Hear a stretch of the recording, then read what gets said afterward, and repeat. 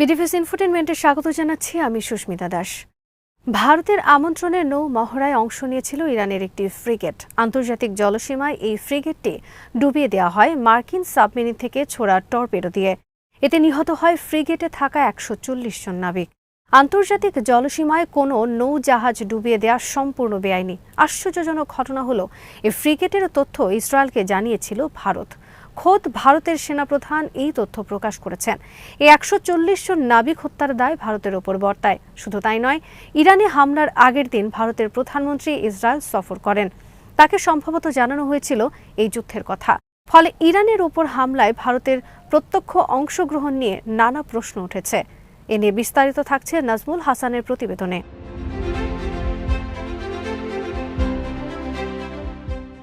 ইরানি নৌবাহিনীর frigate IRIS Dena ডুবে যাওয়ার ঘটনায় চাঞ্চল্যকর সব তথ্য বেরিয়ে আসছে। ভারত স্বীকার করেছে যে তারা ইসরায়েলকে জাহাজটির অবস্থান জানিয়েছিল। এই তথ্যের ভিত্তিতে মার্কিন একটি সাবমেরিন আন্তর্জাতিক জলসীমায় জাহাজটি ধ্বংস করে দেয়। এই ঘটনায় অন্তত ১০৪ জন ইরানি নাবিকের মৃত্যু হয়েছে। হামলার ঘটনা ঘটে ইফতারের সময়। হামলার বিশদ বিবরণ প্রকাশের পর ব্যাপক ক্ষোভের সৃষ্টি হয়েছে।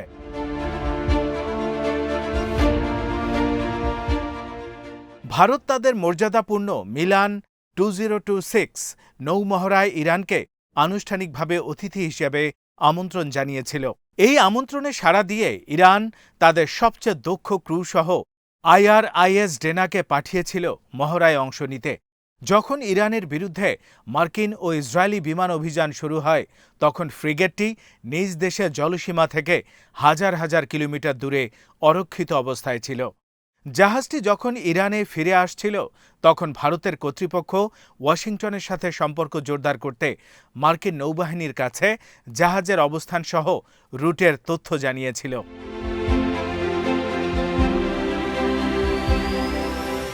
নয়াদিল্লিতে রাইসিনা ডায়ালগে বক্তব্য রাখার সময় ভারতের chief of army staff general Upendra দ্বিবেদী নিজে এই তথ্য জানানোর কথা নিশ্চিত করেছেন। তিনি বলেন, ইরানি নৌবাহিনীর জাহাজ ডুবে যাওয়া অবশ্যই দুর্ভাগ্যজনক, তবে এই ঘটনাটি আন্তর্জাতিক জলসীমায় ঘটেছে। তার দাবি, ইরানি জাহাজটি যতক্ষণ ভারতের জলসীমায় ছিল ততক্ষণ সুরক্ষায় ছিল, কিন্তু যখন আন্তর্জাতিক জলসীমায় প্রবেশ করে তখন জাহাজটির অবস্থান আমরা ইসরায়েলকে জানাই।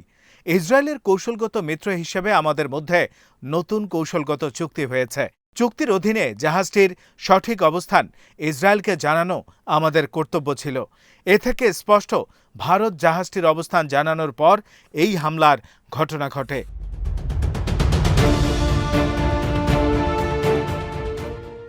হামলার সময় জাহাজটির অবস্থান বিবেচনা করে নিরাপত্তা বিশ্লেষকরা এই ঘটনাকে যুদ্ধাপরাধ হিসেবে চিহ্নিত করেছেন। আন্তর্জাতিক সমুদ্র আইন অনুযায়ী সংঘাতপূর্ণ অঞ্চল থেকে দূরে এবং কোনো আক্রমণাত্মক উদ্দেশ্য নেই এমন জাহাজগুলো নিরাপদ যাতায়াতের প্রতীক হিসেবে সাদা পতাকা উড়ায়। IRIS ডেনা শান্তিপূর্ণ ওই পতাকা উত্তোলন করেছিল। জেনেভা কনভেনশন স্পষ্টভাবে হর্স ডি কমব্যাট বা যুদ্ধ করতে অক্ষম ঘোষণা করা কোনো জাহাজে গুলি চালানো নিষিদ্ধ। একটি মার্কিন পারমাণবিক আক্রমণকারী সাবমেরিন এই নিয়ম উপেক্ষা করে শ্রীলঙ্কার অদূরে এই হামলা চালায়।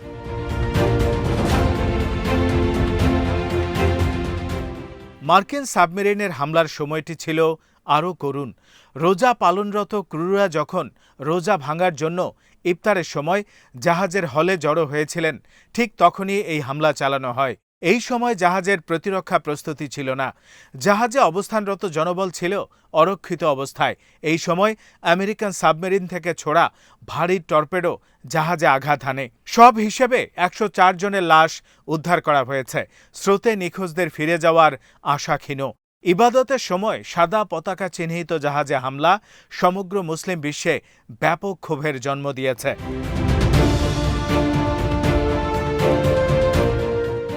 ফ্রিগেটটি ডুবে যাওয়ার তথ্য শ্রীলঙ্কার নৌবাহিনী জানার পর দ্রুত উদ্ধারের চেষ্টা করে। শ্রীলঙ্কার এই ভূমিকা প্রশংসিত হয় সারা বিশ্বে, যদিও বহু নাবিক সমুদ্রে ভেসে যায়। অপরদিকে ভারতের ভূমিকা শুধু সমালোচনা নয়, মোদি যে নেতানিয়াহুর সহযোগী ভূমিকায় অবতীর্ণ হয়েছে, এই ঘটনা তার প্রমাণ।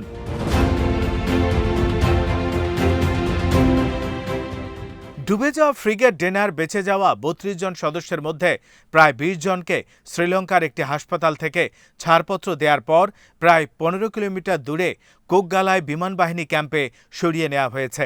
ডেনাতে টর্পেডো হামলা নিয়ে মার্কিন যুদ্ধমন্ত্রী পিট হেগসেথ নাবিকদের হত্যাকে শান্ত মৃত্যু বলে অভিহিত করেন। দ্বিতীয় বিশ্বযুদ্ধের পর মার্কিন যুক্তরাষ্ট্রের এটাই ছিল এ ধরনের প্রথম হামলা।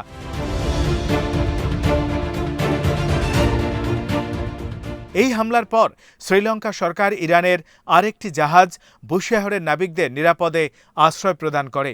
এই জাহাজ থেকে ২০৮ জন ক্রুকে নামিয়ে আনা হয়। জাহাজটি শ্রীলঙ্কার অর্থনৈতিক অঞ্চলে আটকা পড়েছিল। শ্রীলঙ্কার প্রেসিডেন্ট অনুরা কুমার দিসানায়ক বলেছেন, এই ক্রুদের আশ্রয় দেয়া মানবিক দায়িত্বের অংশ।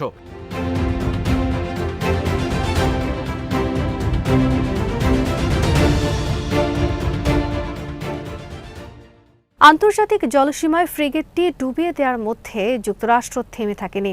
রয়টার্সের এক প্রতিবেদনে বলা হয়েছে, কলম্বোয় মার্কিন দূতাবাসের church the affairs gen হাওয়েল Sri Lanka সরকারের উপর চাপ সৃষ্টি করেছেন। বুশেহরের ক্রু বা ডেনার বেঁচে যাওয়া ৩২ জন সদস্যের কাউকেই যেন ইরানে ফেরত পাঠানো না হয়। শ্রীলঙ্কা সরকারকে বলা হয়, আটককৃতদের প্রোপাগান্ডার কাজে ব্যবহার করার ইরানি প্রচেষ্টা থেকে দূরে রাখার জন্য তাদের ফেরত দেওয়া যাবে না।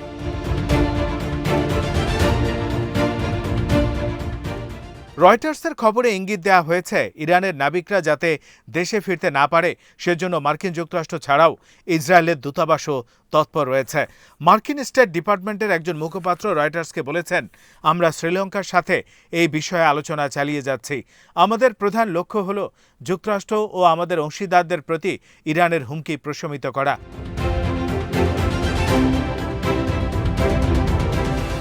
প্রেসিডেন্ট দিসানায়কের কার্যালয় এবং শ্রীলঙ্কার পররাষ্ট্র মন্ত্রণালয়ের প্রতিনিধিদের তাৎক্ষণিক কোনো মন্তব্য পাওয়া যায়নি।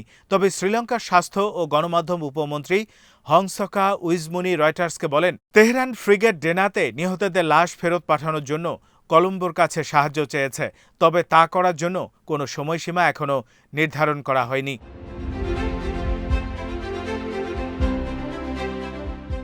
ইরানি জাহাজ বুশেহর যাতে ইরানে যেতে না পারে সেজন্য যুক্তরাষ্ট্র চাপ প্রয়োগ করেছে।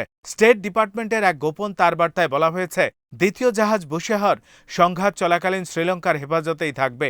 শ্রীলঙ্কান কর্তৃপক্ষ জানিয়েছে যে বুশেহরকে পূর্ব উপকূলের একটি বন্দরে রাখা হবে। নাবিকদেরকে কলম্বোর একটি নিকটবর্তী নৌ ক্যাম্পে সরিয়ে নেওয়া হচ্ছে।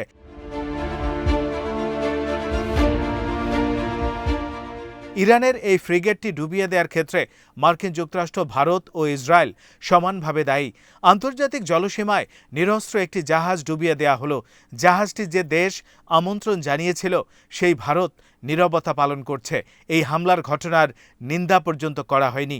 এ থেকে প্রমাণ হয়, নিরস্ত্র নাবিকদের হত্যার ঘটনাকে ভারত পরোক্ষভাবে সমর্থন করে।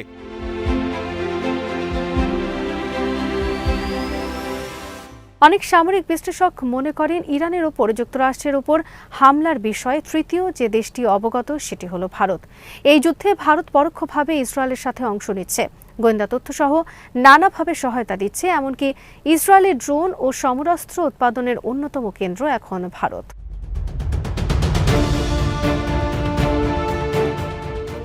দিল্লি ইসরায়েলের সবচেয়ে শক্তিশালী অপশ্চিমা মিত্র হিসেবে আবির্ভূত হয়েছে। উভয় দেশের মধ্যে কৌশলগত সহযোগিতা এবং আদর্শিক মিল রয়েছে। গাজা গণহত্যার সময় থেকে তা আরও শক্তিশালী হয়েছে। মোদি তার সাম্প্রতিক ইসরায়েল সফরে আগামী বছরগুলোতে আরও ৫০,০০০ ভারতীয় নাগরিককে ইসরায়েলে কাজ করার অনুমতি দেওয়ার প্রতিশ্রুতি দিয়েছেন।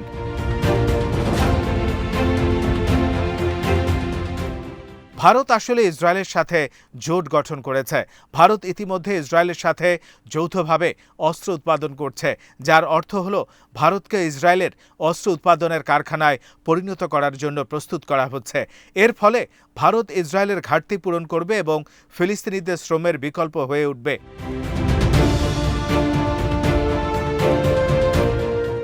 অনেক বিশ্লেষক মনে করেন, বৃহত্তর ইসরায়েল গঠনের মহাপরিকল্পনা নিয়ে নেতানিয়াহু যে যুদ্ধ পরিকল্পনা গ্রহণ করেছেন তার প্রধান সমর্থক হল ভারতের হিন্দুত্ববাদী মোদি সরকার।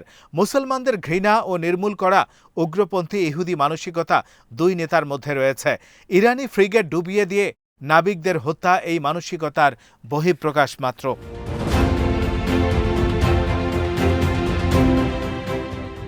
আজ এখানেই শেষ করছি। সমরাস্ত্র, প্রতিরক্ষা ও কূটনীতির নানা বিশ্লেষণ জানতে চোখ রাখুন বিডিভিউজ ইনফোটেইনমেন্টে। চ্যানেলটি ভালো লাগলে সাবস্ক্রাইব করুন। সংযুক্ত থাকুন আমাদের ফেসবুক পেজে।